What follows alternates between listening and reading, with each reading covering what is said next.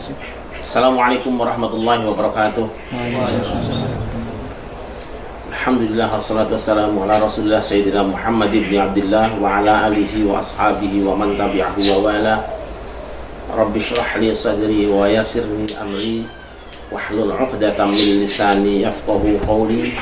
Subhanaka la ilma lana illa ma 'allamtana innaka antal alimul hakim. Amma ba'du. Bil khusus hari ini kita kehilangan salah seorang saudara kita, Mas Didi Kempot, yang baru saja berpulang ke rahmatullah. Berkenan kita semuanya untuk membacakan suratul Fatihah. Mudah-mudahan Allah terima iman Islamnya, Allah ampuni dosa-dosanya, dan tempatkan di tempat yang mulia di sisinya. Al-Fatihah.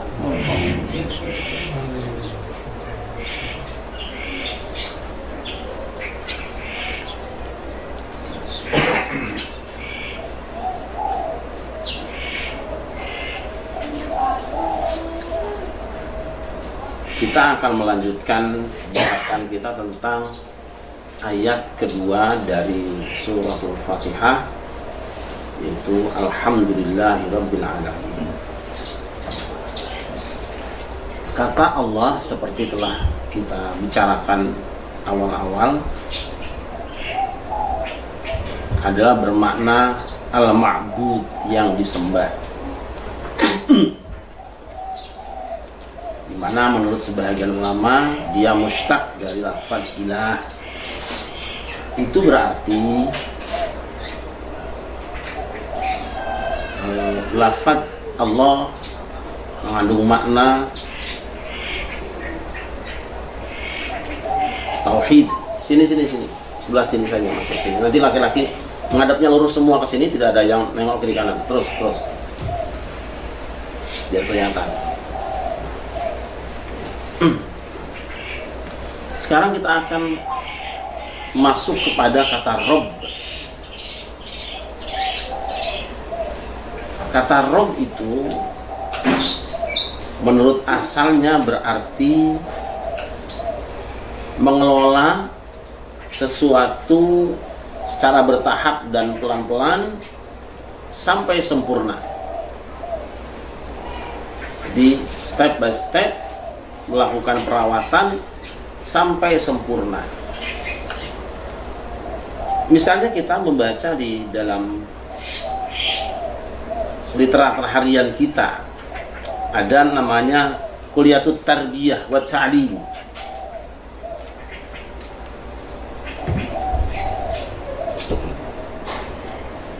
Kata Rob itu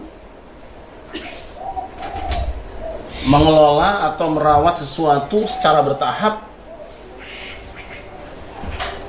sampai sempurna. Nanti ketika kita anak-anak kuliah di UIN atau di mana, itu ada namanya Kulliyatut Tarbiyah wa Ta'lim. Tarbiyah inilah berasal kata Rob, Fakultas Pendidikan dan Pengajaran. Apa bedanya? Kalau ta'lim itu transfer knowledge, transfer pengetahuan. Tapi kalau tarbiyah adalah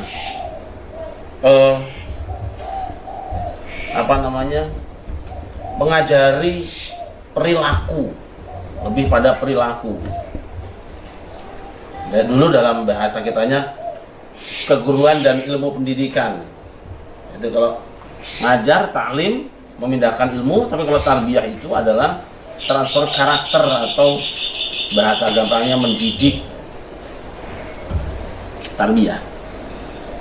Kita di dalam Al-Quran menemukan satu ayat yang bisa dijadikan ukuran makna tarbiyah, yaitu berkenaan dengan orang tua. Rabbirhamhuma kama rabbayani shaghira. Indah sekali ayat ini. Rabbirhamhuma kama rabbayani shaghira. Rabbi yang pertama ini kepada Allah, Tuhan. Rabb.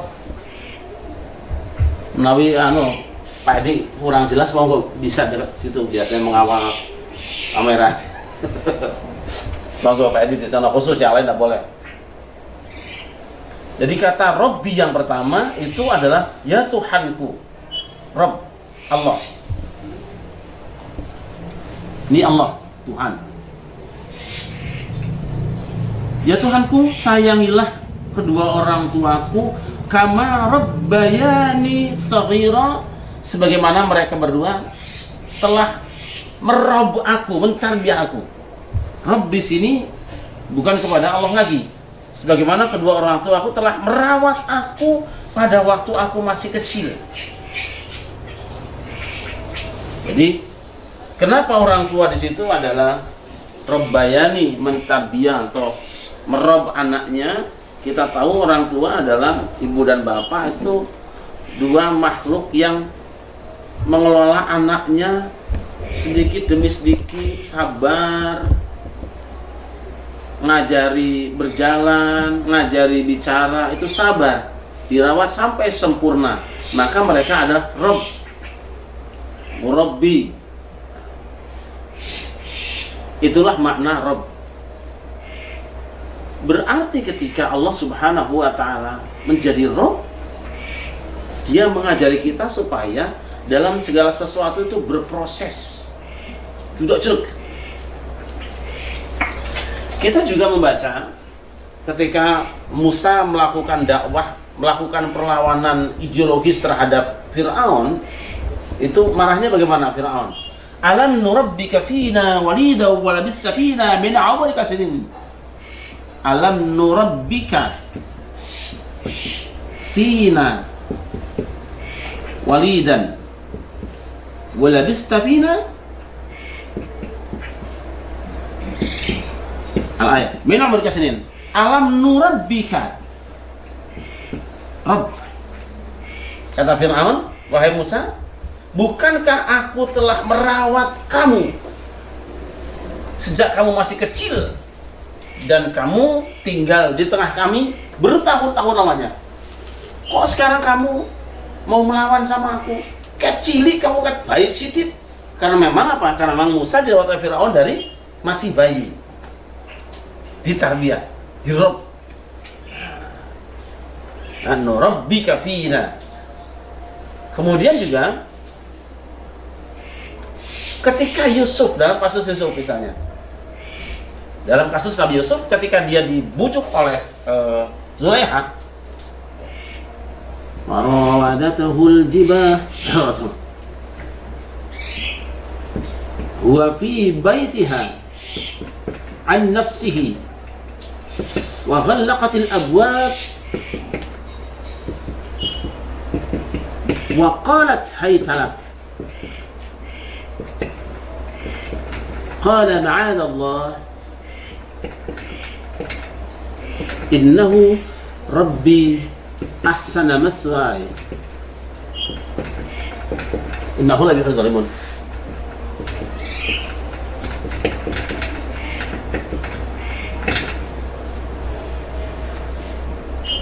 Wanita yang Yusuf tinggal di rumahnya, merayu dia. Wa ghallaqatil abwab, dan Zulaikha wanita itu mengunci semua pintu. Wa qalat haytalak, dan dia berkata kepada Yusuf, marilah Yusuf. Dia merayu. Apa jawaban Yusuf? Ma'adallah innahu rabbi ahsana maswaya. Aku berlindung kepada Allah, sesungguhnya Dia adalah Rabbku. Siapa Rabb di sini?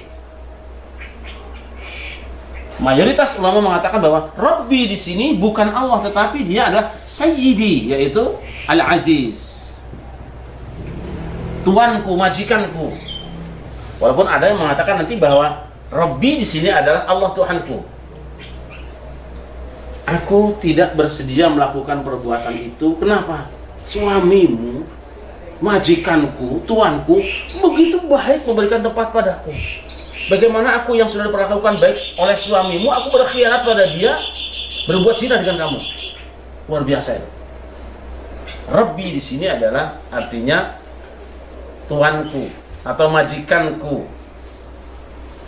Nah, hamba-hamba Allah 50 ada. Setelah kita tahu makna Rabb di sini, berarti kaitannya dengan Allah. Rabb itu adalah dia Al-Khaliq, pencipta, As-Sayyid, Tuhan, Al-Murabbi, pengelola, Ar-Razzaq, An-Nasir, Al-Musta'an, atau Al-Mu'in, yang dimintai tolong. Ini dia di sini semua. Baik, kita lanjut ke kata keempat. Kata alam ini kita gampangkan saja, kita singkat saja, maknanya adalah masyaallahu alam, semua yang selain Allah itu alam. Walaupun nanti diistimewakan, ketika disebut alamin itu harusnya ada yang merasa lebih istimewa dan merasa lebih layak untuk merenung, yaitu manusia. Dari mana? Nah, ngambilnya di sini Rabbil Alamin, nanti di ujung Al-Quran Rabbin Nas. Nah, maka nanti ada mufassir yang mengatakan bahwa yang dimaksud dengan alamin di sini adalah khusus manusia dan jin atau manusia saja, karena lempengnya seperti ini terus. Kan nggak terbayang kan indahnya Quran. Baik, ini saya anggap sudah hafal semua. Tidak ada yang nyari kan? Sudah hafal semua? Kita ulang kembali. Lillah itu lafzul jalalah, Allah itu adalah al-ma'bud. Jadi ya, dia terambil dari kata al-ilahu. Berarti ini adalah mengesahkan tauhid uluhiyah. Nah, yang berarti la ma'buda illallah, karena dia esa dalam namanya, esa dalam kemuliaan dan kebesarannya, maka aku merasa berhak, berkewajiban untuk menguluhiyahkan dia.